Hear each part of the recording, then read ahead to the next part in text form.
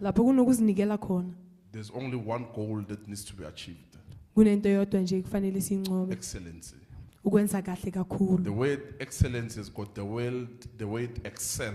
legama lithi ukwenza kahle So it means you must first excel kusho ukuthi kumele uqale wenze kahle so that you can be called by the spirit of excellency. ukuze uzokhona ukubizwa ngomoya okwenza kahle kakhulu And you can't do good or you can't excel without doing something continuously. anyeke uze wenze kuhle noma uwenze kahle ngaphandle kokuthi wenze into ngokuchubachubeka You must do it continuously, repeatedly so, fanele uyenze ngokuphinda ukuchubachubeka uyenza without getting tired. ngaphandle kokukhathala And that's how you achieve excellency. yindlela ke la yothola ngayo ukuthi ukhona ukwenze kahle What caused Daniel to succeed? yini eyenza uDaniel ukuthi akhona ukuncoba It was the spirit of excellency. bokumoya okwenza kahle He kakhulu knew how to commit himself bekakwazi ukuthi azinikele in azibophezele everything he does. kuyo yonke into ayenzayo Sometimes you will Kwesinye think you are isikhathi. bewitched. ungacabanga ukuthi uthakathiwe You start things, you don't finish them. ucala izinto awuzicedi And you think it's witchcraft. bese ucabanga ukuthi ubuthakathi It's not witchcraft. akusubuthakathi Some people lack being committed to anything they do. abanye abantu bashoda ngokuthi nje bakhona ukuzibophezela kunoma yini into abayenzayo And you might even think you are a failure. futhi ungacabanga ukuthi usahluleki Yet you are not. kanti cha usiso You only need one thing. ushoda nje ngento Knowing how eyodwa to be committed ukwazi ukuzinikezela entweni in mawuyenza everything you do. kuyo yonke into oyenzayo That's how you achieve greatness. yindlela okhona ukuncoba ngayo And uthola that's how ukukhulu you overcome some opponents. yindlela futhi okhona ukuncoba ngayo abamelane nawe Some people, they've started things, they've left them as they are. abanye abantu bacala izinto bese bazishiya zinjalo The moment there's challenges, lesikhathi kucala kuba they neyingcinamba drop it. bese bayiyekela You start a business, cala ibhizinisi because you are challenged, you drop the business. ngoba ke maye sekuneyingcinamba bese uyashiya lelo bhizinisi uyaliyekela You do this, when Wenza there's lokhu. challenge, you drop. makunengcinamba You uyayekela are at school, you want to study, sesikolweni you ufuna don't ukufunda understand the subject, awuqondisisa lokhu ufundayo you drop it. bese uyayekela Yet what is required there kanti lokho kufunekayo lapho is to commit yourself. ukuthi uzinikezele uzibophezele Don't just practice it or study it. ungamane nje ukwenze noma ufunde kuphela Commit yourself to your studies. zibophezele ifundweni zakho That's how you'll achieve excellence. yindlela uzokhona ukuthola umoya ukwenza kahle kakhulu And abaningi la ziningi into enazicala anesiqedanga. Somebody can be serious manje aqala istupa ngeke asicede. You get it? A simple thing is stoop. Inhlabathi khona, isamende khona. Net uphelelwe inhliziyo. You get it? What's the problem there? yini inkinga lapho It's commitment. ukuzibophezela It's commitment. So Ukuzibophezela. it's the same with God. yafana ke nakuNkulunkulu Whatever He tells us to do, noma ngabe yini asitshela ukuthi siyenze it is what He has already started. yilo ke yena savela kuqalile He has already started it. sikavela uqalile Now, what's going to make you not to finish? yini ezoyenza ukuthi wena ungakhona ukuceda na Lack of commitment. ukushoda ngokuthi uzinikezele uzibophezele We read Hebrews 12.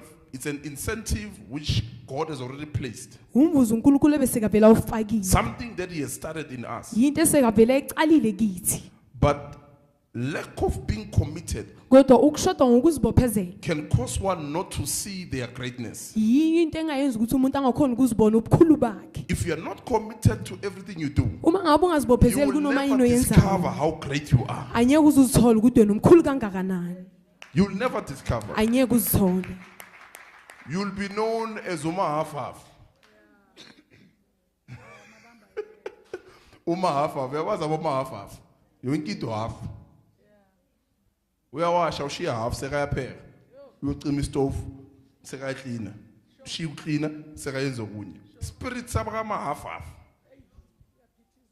You get it? Now that's how people fail. yindlela abantu abahluleka ngayo leyo And they say, ngathi bangiloyile. Sometimes awukaloyo. The problem, you lack that thing to commit yourself. inkinga ukuthi ushoda ngale ukuthi uzibophezele I'm going to do it. You get it? So you think, maybe bangiloyile. Maybe nginenkinga yonke into engicalayo ngicede. But if we check your character, Uma sihlola izenzo zakho, we can see there's no excellence there. siyabona ukuthi awukho umoya okwenza kahle There's kakhulu. no lapho. excellence at all. Akukho ukwenza Because kahle kakhulu. if you are a person who knows how to commit, Uma ngabe umuntu ukwazi the ukuzibophezela, spirit of excellence umoya wokwenza kahle will kakhulu be seen in you. That uzobonakala this person, kuwe. whatever they do, they Ukuthi lo muntu lo persevere, noma they ngabe push yini until they ayenzayo, achieve it. uyagcizelela the ayenza They ayithole. push. Uyaqhubeka agcizelela ayenza. But a give up, Kodwa umuntu olahla ithawula, it's somebody who lacks being committed. umuntu oshoda ngokuthi akhona That's why we say ukuzibophezela. you made an oath, Yilapho but you sithi failed khona. to fulfill your oath. Uyenze isifungo kodwa ahluleke ukuthi ufeze isifungo sakho. And that thing can be a spirit. And le nto leyo futhi ingaba umoya. If Daniel had the spirit of excellence, Uma ngabe uDaniel bekanomoya wokwenza kahle it means you kakhulu, can have the spirit of doing half now. kusho ukuthi nawe ungaba nomoya wokuthi wenze izinto uyekele emoyeni nje. You can have that spirit. You can Ungaba achieve nalowo that spirit. moya. Because whatever you put to practice every Noma day, ngabe yini oyenzayo usuku nosuku, whatever activity noma ngabe yini into that odecide you ukuthi do uyenze, every day, oyenza usuku it nosuku, attracts a spirit. uheha umoya. You didn't get that one. Whatever you do Noma every ngabe day, yini oyenza it usuku attracts nosuku, a certain spirit iheha umoya othile for that department or for that function. ngalento leyo yenzayo. If you are committed Uma ngabe in uzibophezelile doing something ukwenza into ethile every day, usuku nosuku, and you didn't have strength to do that thing, futhi bonganawo amandla okwenza you lento leyo, achieve the spirit to strengthen you. uthola umoya ukuthi ukhona ukukupha amandla. Even when you don't feel like doing it. Noma ngabe uzizwa ngathi But awufuni because you have ukuyenza, put it into practice, kodwa ngoba sowuyenzile you end up ngokuphindaphindela, achieving the spirit of that activity. ugcine sowuthola umoya wokwenza lento leyo. So Daniel had the spirit uDaniel ke nabekanomoya of the activity he was doing walezenzo lezi bekazenza under King Darius. ngaphandle kokuthi inkosi Under uDarius, King Darius, ngaphansi kwenkosi uDarius, the spirit of excellence. umoya wokwenza kahle kakhulu. Because he kept on doing good. He was always Bekaqhubeka praying, yenza okuhle, ahlala khuleka. and he maintained the spirit of excellence. Wabese ke ukhona ukugcina umoya wokwenza kahle kakhulu. Everything you do every day, Yonke into yenzayo usuku it attracts a nosuku certain spirit. iheha umoya othile. And that's why the Bible encourages us to do good always, all Yingakho the time, iBhayibheli isiduduza without ukuthi senze ceasing. okuhle ngaphandle So if I'm not kokukhathala. ceasing, Uma ngabe I'm ngingaphathali, attracting all the package that is in the Holy Spirit. ngiheha konke okuba All umoya the fruits ogcwele of the Spirit, because Zonke izithelo I'm zikamoya. unceasing in what I'm doing. ngoba angiphumuli kuloko engikwenzayo. Pray. It says pray and pray Sikhuleka, always. ukhuleke ngaso sonke isikhathi. If it's always, there Uma must ngabe be a kuyiso spirit sonke that will isikhathi, come fanele kube to nomoya be part of ozoza the always, ukuthi uzoba yingcenye yalento yenzayo, to be part of that activity that you are doing. ukuthi uzoba yingcenye yalento yenzayo. But if you drop, you Kodwa uma drop, ngabe uyenza you uyekele, end up uyenza attracting uyekele, such a demon. ugcina uheha lelo demon, A demon that does not finish. idemon elingacedi malenza izinto.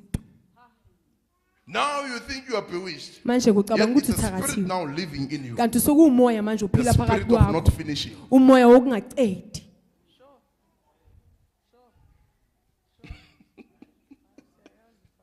The spirit of not finishing. Umoya wokungacedi, You can start, but you don't ungaqala finish. kodwa ungacedi. That's why Jesus says, those who will hold on until the end. Labo bazobambelela kuze They kufike will be ekugcineni bazosindiswa.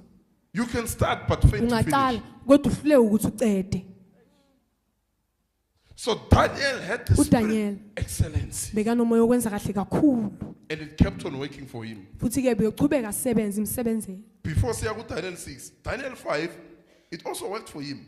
futhi yamsebenzela nalapho. He was known by that spirit. Bekaziwa ngalowo Interpreting moya, dreams, ahumusha amaphupho, everything. yonke Where there's into. excellence, there's completeness. Lapho khona kunokwenza kahle, You kunopheleliswa. will not say, I'm going to look for prophecy. No, Awuthi ufuna no, ngathi isiprofetho. uphethe deliverance. No, Sowufuna no, ngathi ukukhululwa. uphethe grace, prosperity. No, where there's excellence, there's a Lapho whole khona package. kunokwenza kahle kakhulu, kunako konke There's a whole kuphelele, package. kunako konke kuphelele.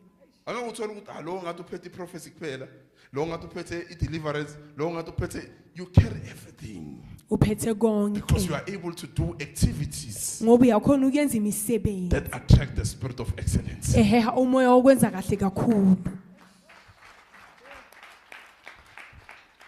That's how you attract that spirit. yindlela oheha ngayo lo Bheka moya. ufana noma uya emsebenzini or esikolweni. Nawungazijwayeza ukulova ngama Monday. Automatically Monday you are oversleep. What happens now? You have attracted a spirit So of heho that umoya activity. wale senzo sakho.